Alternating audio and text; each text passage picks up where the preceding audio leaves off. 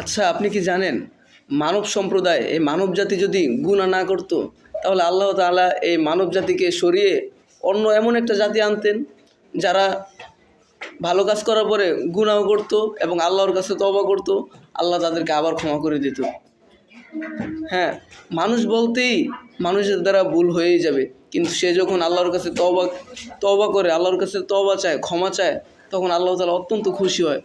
আল্লাহ তাআলা তো পবিত্র কোরআনে বলছেন, লা তাকুনাতু মির রাহমাতিল্লাহ, যে তোমরা আমার আল্লাহর রহমত থেকে কখনো নৈরাশ হবে না, আল্লাহর রহমত থেকে নৈরাশ হবে না।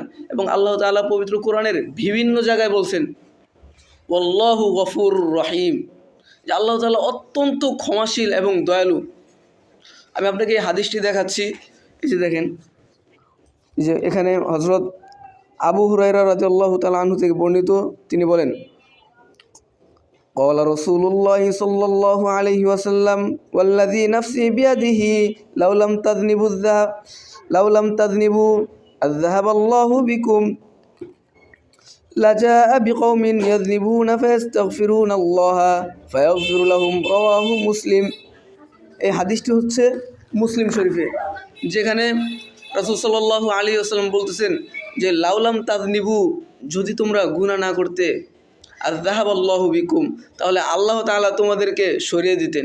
ওয়া লাজাআ বিকওমিন, এবং এমন এক সম্প্রদায় নিয়ে আসতেন, ইয়াযনিবুনা, যারা কি করতো, গুনাহ করতো, ওয়া ইস্তাগফিরুনাল্লাহ, এবং আল্লাহর কাছে ক্ষমা চাইত। কারণ আল্লাহ, যে ব্যক্তি আল্লাহর কাছে ক্ষমা চায়, আল্লাহ তাকে খুব ভালোবাসে। এজন্য তো আপনি দেখবেন যে আল্লাহ তাআলা কাদেরকে বেশি বিপদ দেয়, সমাজে যারা ভালো ব্যক্তি আছে, নামাজ কালাম পড়ে, তাদেরকে একের পর এক বিপদ দিয়ে রাখে। হ্যাঁ, বিভিন্ন অসুস্থতা এবং বিভিন্ন ঝামেলার মধ্যে রাখে।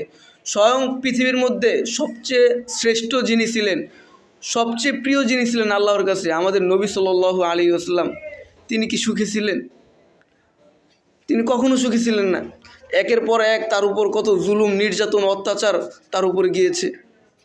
হ্যাঁ, এমনও দিন গিয়েছে তার ঘরে কোনো খানা ছিল না, খাবার ছিল না, অনাহারে ছিলেন। তো এই জন্য প্রিয় দর্শক, গুনাহ আমাদের দ্বারা ভুল ভ্রান্তি হবেই, তবে আমরা প্রতিদিন আল্লাহর কাছে বেশি বেশি তওবা করব এবং আল্লাহর কাছে ক্ষমা চাইব। আমার ঘরের পরিবারের যে লোকজন আছে, তারা কি সারাদিনে একবার আল্লাহর কাছে হাত তুলে দোয়া করে? আপনি কি কখনো সারাদিনে একবার হাত তুলে দোয়া করেন? বলেন, সপ্তাহে, মাসে? এজন্য আল্লাহর কাছে বেশি বেশি ক্ষমা প্রার্থনা করতে হবে। হায়াত মৌতের কথা তো বলা যায় না, কখন কার ডাক চলে আসে। আল্লাহ আমাদের সবাইকে বেশি বেশি মৃত্যুর কথা স্মরণ করার তৌফিক দান করুক এবং আল্লাহর কাছে বেশি বেশি তওবা করে নিজের